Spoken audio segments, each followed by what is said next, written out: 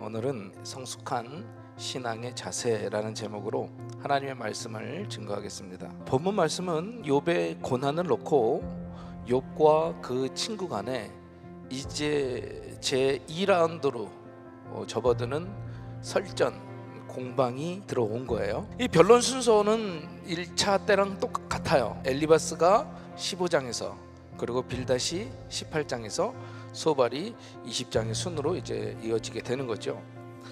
자, 이 두 번째 변론도 주로 욥을 꾸짖고 정죄하는 내용이 들어 있습니다. 그런데 그 친구들이 욥을 대할 때 마음 한구석에 정말 아주 조금도 시기가 없었을까라고 하는 의문이 들었던 거예요.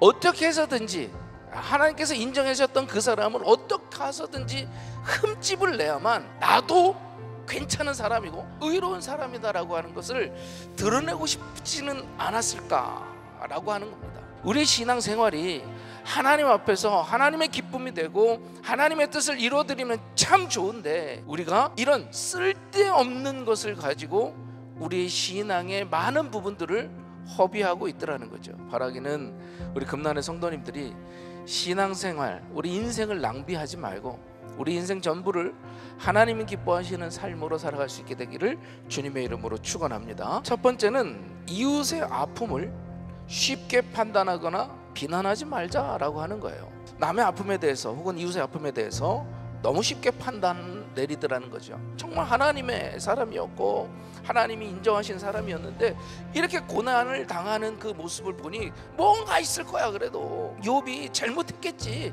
라고 하는 단정을 지어놓고 계속해서 가시돋친 정죄를 하고 있더라는 거죠. 우리가 이웃의 고난을 바라볼 때 그들을 향해서 긍휼한 마음으로 다가가야지 정죄의 마음으로 시기의 마음으로 다가가서는 안 될 줄로 믿습니다. 우리가 사랑으로 위로함으로 감싸줄 수 있는 남의 고통과 허물을 바라볼 때마다 비난의 화살을 날리기보다는 오히려 자기를 한번 돌아볼 수 있게 자기의 죄를 뉘우치며 그리고 사랑으로 나아갈 수 있는 저와 여러분이 될 수 있기를 주님의 이름으로 축원합니다. 두 번째는요, 하나님의 말씀을 자기 논리의 도구로 이용해서는 안 된다라는 거예요. 그 욥이 너무 고통 가운데 있는 나머지 분노의 감정에 이끌려서 하나님을 대적하고 있다 얘기를 하고 있다라는 거예요. 이 엘리바스의 지적이요 부분적으로는 일리가 있는 내용입니다. 맞는 내용이 있어요.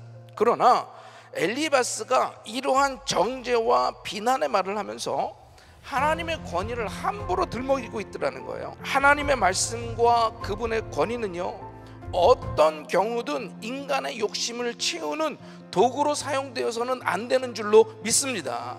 성경 말씀을 인용하면 다 선한 것으로 생각하지만 그렇지 않다라는 거예요. 말씀을 그렇게 자기의 변명의 도구로서 혹은 자기 논리의 도구로서 사용해서는 절대로 안 되는 거예요. 내 논리를 강화시키기 위한 도구로서 하나님의 말씀을 그저 도구로서 사용할 수 있다라고 하는 사실을 우리는 분명하게 인식하고 조심해야 될 줄로 믿습니다. 우리는 그 말씀 앞에서 언제나 겸손히 엎드려서 순종하며 나가야 될 줄로 믿습니다. 세 번째는 하나님의 말씀보다 전통이나 권위를 앞세워서는 안 된다라고 하는 거예요.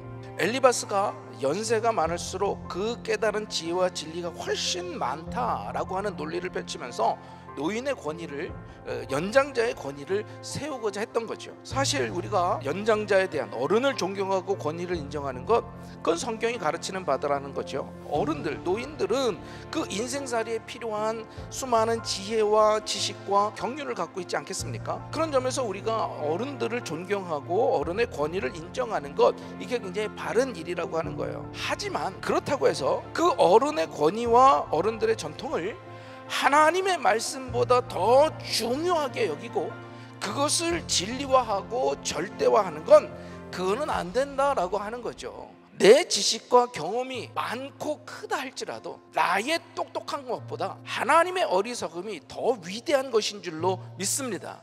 바라기는 오늘 우리 성도님들은 그 신앙이 깊어지고 정말 하나님이 기뻐하시는 참된 신앙으로 나가기를 주님의 이름으로 축원합니다.